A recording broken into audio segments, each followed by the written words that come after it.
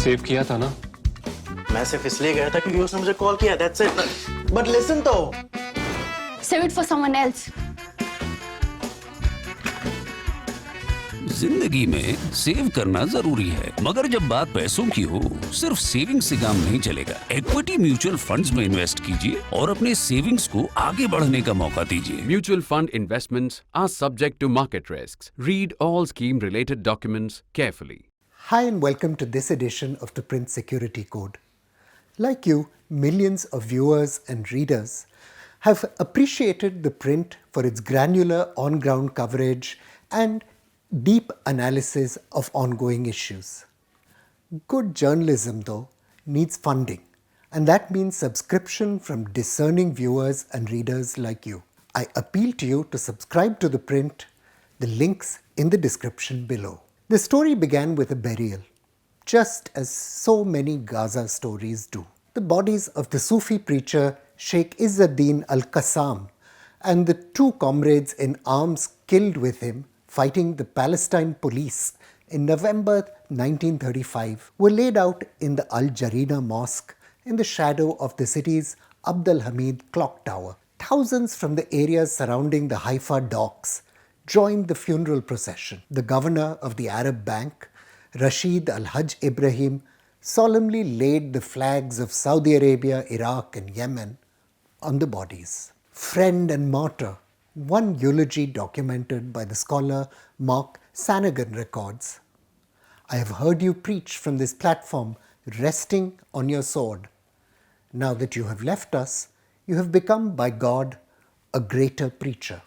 Last week, Hamas's armed wing, the Izz-ad-Din al-Qassam Brigade, named for that very slain fighter, claimed the lives of over 1,200 Israelis, many brutally executed at point-blank range. Even though the savagery of the killings has led many to compare Hamas to the Islamic State, this organization is much more than a blood cult. Through its decades-old story, Hamas has battled Palestinian nationalism, allied itself with Israeli intelligence and at once fought Israel, and capitalized on regional geopolitics. The jihadist group has been a skilled practitioner not just of terrorism, but also politics. That's why to defeat Hamas in its Gaza heartland, Israel is going to need a weapon much more powerful than any tank or combat jet. And that's an imaginative alternative to the toxic politics of despair and rage that has been leading young Palestinians to embrace the jihadist message. The morning show at the Samir Cinema, the brand new movie theatre at the center of westernized life in Gaza, was an unusual one. Elderly greybeards who would not normally be caught dead in such a den of impiety, like the judge Sheikh Omar Sawan and preacher Sheikh Abdullah al-Kechawi, had taken their seats to witness the founding of the Gaza chapter of the Muslim Brotherhood. 18 months after that meeting in November 1946, the State of Israel would be founded.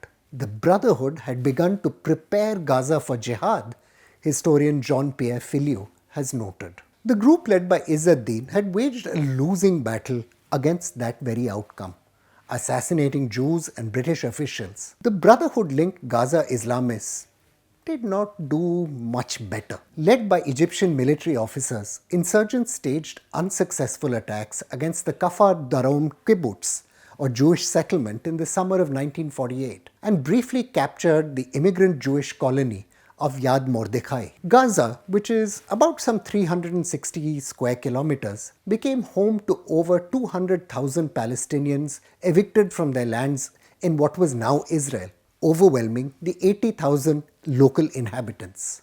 Following the Arab defeat, the charismatic young Zafar Sahwa, appointed Secretary General of the Gaza Brotherhood at the Samir Cinema meeting, became its leader. Zafar focused on proselytization and recruitment activities, organizing youth camps and cultural events. The Brotherhood, you see, distanced itself from cross-border operations to the irritation of the young radicals in its own ranks. Tension rose after February 1955 when a raid by the young military officer Ariel Sharon, who was later to become Israel's prime minister, claimed the lives of 38 Palestinians. Large-scale protests broke out in Gaza, made up of Palestinians enraged by Egypt's failure to protect them. Figures like Khalil al-Wazir, Salah Khalaf, Yusuf al-Najjar, Kamal Adwan, and Asad Saftawi formed new secret terror groups like the Shabab al-Thar or Avenging Generation outside of this Gaza Brotherhood umbrella. Later,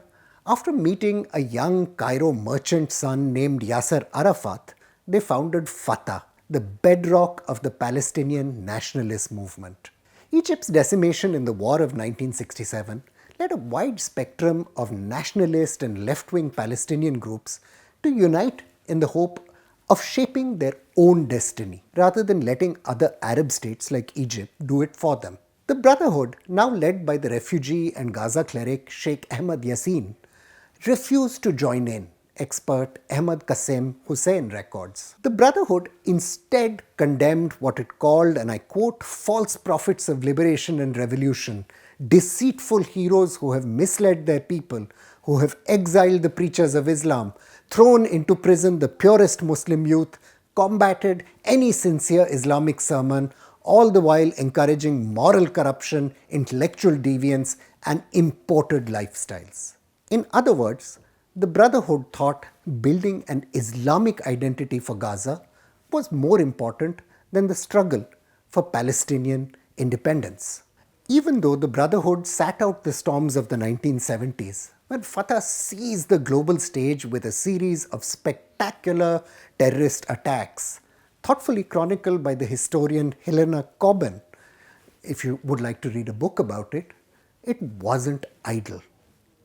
The organization steadily gained support among the pious middle class made up of merchants and professionals. The early 1980s, journalist Asma Al-Ghul reports, saw campaigns to turn the Al-Hurriyat cinema, for example, into a Quran study circle. Islamist activists slowly began campaigning to shut down beaches and enforce hijab. While Al-Fatah and other nationalists were being bled by Israel's intelligence and security services, Sheikh Yassin's Islamic Circle gained official recognition in 1979. 4 years later, it won student union elections. Israeli military personnel, Philu notes, would benignly observe as Hamas cadre beat up local communists, their biggest competitor for political power. Although Sheikh Yassin was arrested in 1984 for stockpiling weapons, he was released from jail in a prisoner swap the following year. The cleric maintained a low profile for a time, but events would soon overtake him. In 1987, the outbreak of the first Intifada, which means uprising in Arabic, in Gaza took both the nationalists and Hamas by surprise. Even though Hamas's first reaction was to sit out this crisis, Sheikh Yassin finally decided to participate in the Intifada. In December of that year, Yassin dissolved Al-Mujamma, his Islamic study circle, and relaunched it as the group we now know by the initials Hamas or Harkat al-Muqawama al-Islamiyya Hamas. Hamas's first military actions, the kidnapping and murder of 2 Israeli soldiers in 1989, ended in disaster, with security services rapidly locating the perpetrators and unraveling the group. But Hamas rode the popular tide of the Intifada and kept drawing in more and more recruits. The slogan Yassin invented for the uprising in 1989, Khaybar Khaybar Ya Yahud, Jaish Muhammad Sof Yaud, that is, Khaybar Khaybar, O Jews, the army of Muhammad is returning. The slogan would resonate across the world.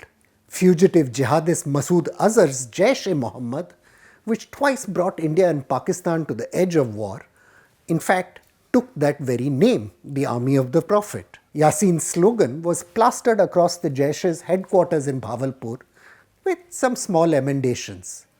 Yehud was replaced by Hunud or Hindus and Khaybar with Delhi. Following the Israeli-Palestinian negotiations that culminated in the Oslo Accords of 1993, signed by Arafat and Israeli Prime Minister Yitzhak Rabin, both sides seem to have realized that this stalemate on the streets was not workable. They agreed to a deal that would allow two nation states to coexist. The accords, though, were sabotaged by Prime Minister Benjamin Netanyahu, who came to power in 1996, and his successor Ehud Barak. To them, it seemed possible to play off Palestinian nationalism against Islamism. That calculation, though, backfired. The scholar Hussain has shown that despite multiple blows delivered by the Israeli security services, Hamas was able to bounce back because it was riding the resentment of youth against the failures of the Oslo peace process. To make things worse, the lack of progress in the dialogue also weakened the Palestinian Authority, the semi-government established under the Accords. From 2000, when the Second Intifada broke out, Hamas rapidly expanded its military presence, using largely autonomous cells to shield itself from intelligence penetration by the Israelis. The organization also used Iranian assistance to develop an indigenous weapons manufacturing capability. Ever since 2001, Israeli expert Yiftah Shapir notes, Hamas has been able to produce large numbers of cheap rockets and mortar shells, harrying Israeli forward positions and testing its missile defenses. Hamas also successfully used suicide bombers to retaliate against the killings and arrest of its own leadership and sabotage all efforts at peacemaking by its adversaries. Electoral victory by Hamas over Fatah in 2006 reduced what is now President Mahmoud Abbas's government to an unrepresentative autocracy. Israel's 2014 war on Gaza was, among other things, an effort to stop Fatah from getting a rapprochement with Hamas. At the same time, Israel has had to countenance de facto Hamas rule in Gaza, which is underwritten by subsidies from countries like Qatar. Ever since the first skirmishes in 1949, Israel has gone to war at least 14 times in Gaza. Long-running occupation like in 1956-1957 or in 2001, as well as punitive exercises of force like 2008-2009 have failed to degrade Hamas. That means Israel has had to constantly live in fear of security challenges from its south. Although top Hamas leaders have been killed, including Sheikh Yassin and his successor Abdel Aziz Rantisi, new figures have emerged. The commander of last week's killings, Mohammad Diab Ibrahim al-Masri, is thought to have helped create Hamas's theatre activist group Al-Ayadun in 1988 as a student. That's at the time of the first Intifada, when Hamas really began to expand. Thousands have followed in his path. Killing hasn't served to deter. 3,000 Palestinians in Gaza are estimated to have died in the Second Intifada, 1,500 in the Israeli 2014 campaign, and well above 1,000 even back in 1956-1957. As Israel sets out to avenge the violence on its people, it also needs to find the political imagination to marginalize the jihadist monster it helped create. I'm Praveen Swami, and I'm National Security Editor of ThePrint. Thank you once more for watching Security Code.